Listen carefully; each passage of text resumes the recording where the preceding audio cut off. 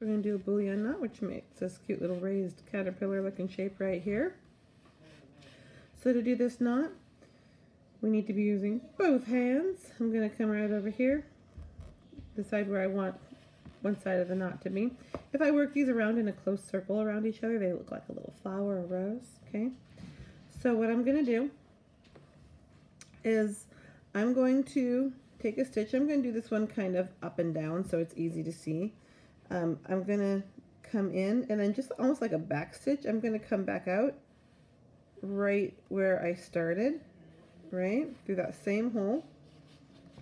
But then before I take the needle all the way out, I'm going to leave the needle in.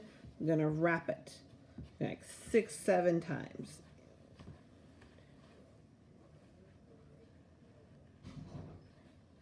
Okay.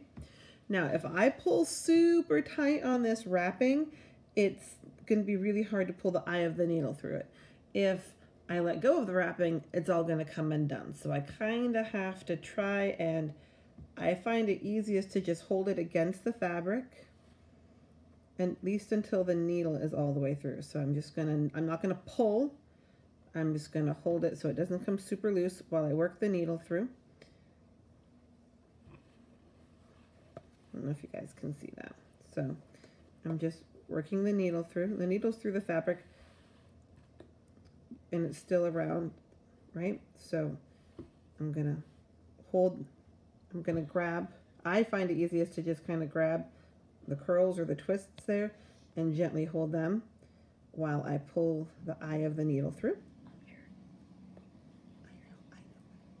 So I know I'm blocking it right now, and I have to because I'm keeping it from coming off. So you can kind of see I've worked some of them off. There we go. There we go. So now, again, I want to keep holding it while I pull the extra thread through, just so we don't lose it. Okay. And when I've pulled the extra thread through, I have this little twisted knot, and it's sticking straight out from the fabric. And if that's what you want, okay. But in order to make this knot, I basically just go back down through where I had started the stitch. And if I make it very close, if I make a very small stitch, it stands up more. And if I make a longer stitch, it's more of a line. So I'm going to make a longer one now so you can see. So I'm going to do it again. Just going to make one right here. And I'm going to take a longer stitch this time. Going to start way up there. Going to come back out right through there, and I'm going to nice and gentle. 1, 2, and the longer the stitch, the more wrapping it takes to fill it. So I'm going to do a few more extra wraps this time.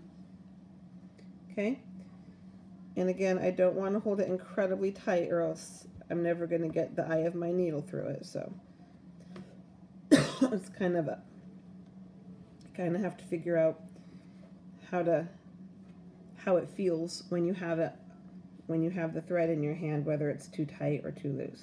Okay, so I'm just working the wraps down a little bit.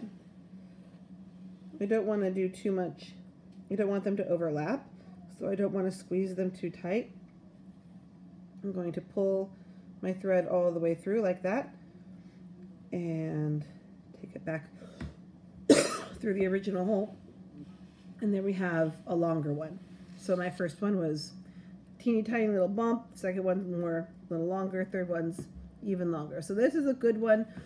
You can use it for the sides of things or anything you want raised. You can make a teeny tiny one that looks petal. It'd be pretty easy to do another one right next to it.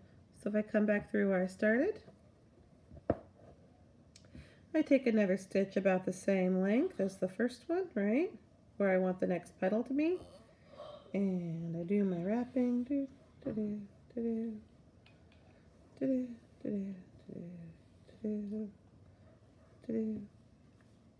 a nice one.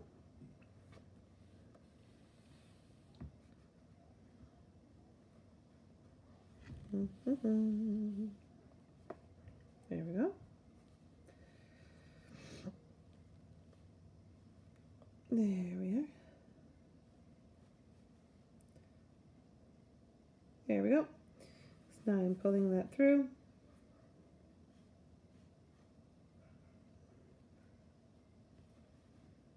All the way through, just like before.